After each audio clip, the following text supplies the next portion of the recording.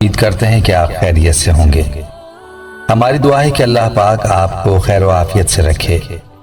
प्यारे दोस्तों, कबूतर एक ऐसा खूबसूरत और दिलकश परिंदा है जो हर किसी को अच्छा लगता है, और यही वजह है कि ये परिंदा अक्सर घरों में पाला जाता है और घरों के अलावा अक्सर मज़ारों पर भी ये परिंदा मौजूद होता है।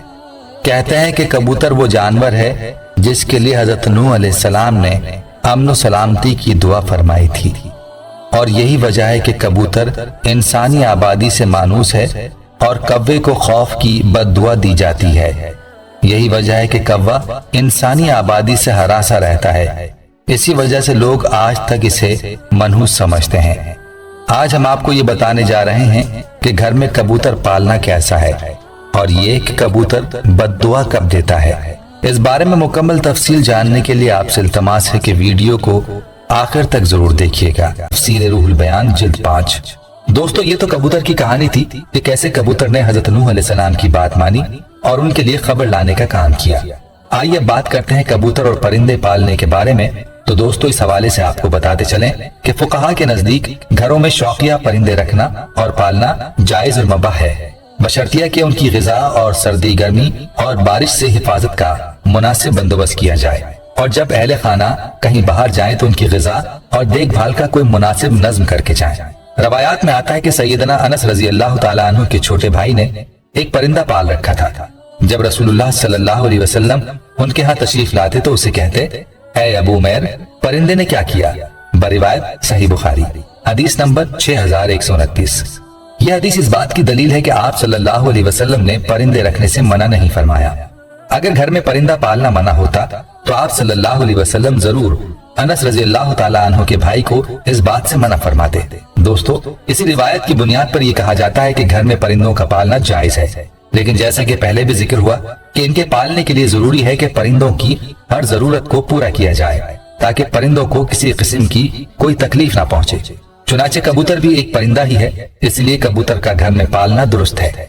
याद रहे कि परिंदों को सताने के बारे में मुमानियत है, जैसा कि अबू दाऊद में हजरत अब्दुल्लाह बिन मसूद रजी अल्लाह तआला अन्हु की रिवायत करदा एक हदीस में कबूतर का जिक्र है, जिसमें कबूतर अल्लाह के रसूल सल्लल्लाहु अलैहि वसल्लम के सरे मुबारक के ऊपर मंडला रहा था और अपनी जबान में शिकायत कर रहा था कि किसी ने उसके घोंसले से अंडे उठा लिए हैं।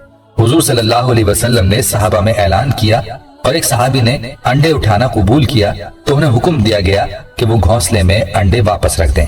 तो दोस्तों, इस रिवायत से मालूम हुआ कि परिंदों को सताना नाजायज है, और परिंदों को सताने से इसलिए रोका गया है कि परिंदों की बद्दुआ लगने का एहतमाल है। और कबूतर भी चूंकि उन परिंदों में शामिल है जो कि अंबिया का पसंदीदा रहा है, इसीलिए अगर कबूतर को सताया जाएगा तो कबूतर भी बद्दुआ दे सकता है। लिहाजा कबूतर को सताने से इज्तनाब करना चाहिए।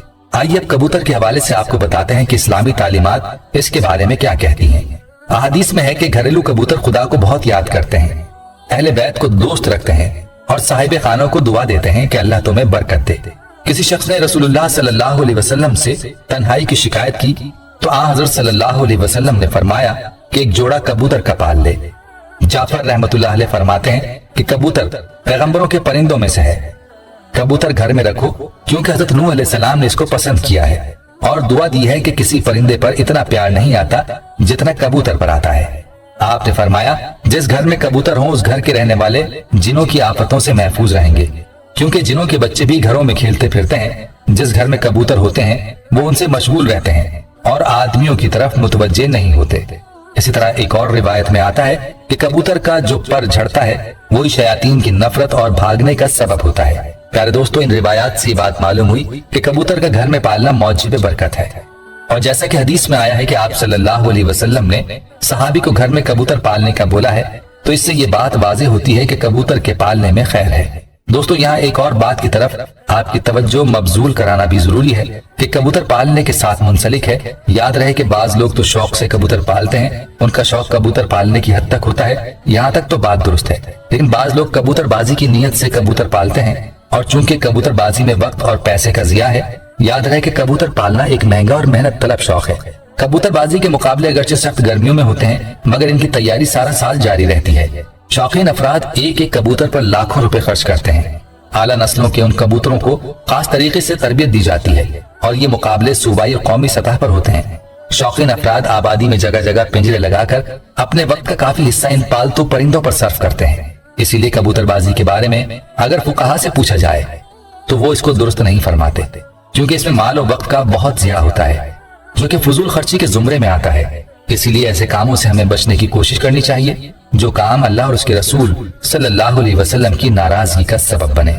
इसीलिए चाहिए कि कबूतर शौक की नीयत से तो पालने चाहिए, लेकिन कबूतरबाजी जैसे शौक नहीं रखने चाहिए, बल्कि ऐसे तमाम कामों से परहेज करना चाहिए जिन कामों से अल्लाह ताला नाराज होता है। अल्लाह ताला से दुआ है कि अल्लाह हमें दीन की समझ नसीब फरमाए और इसके मुताबिक जिंदगी बसर करने की तौफीक अता फरमाए।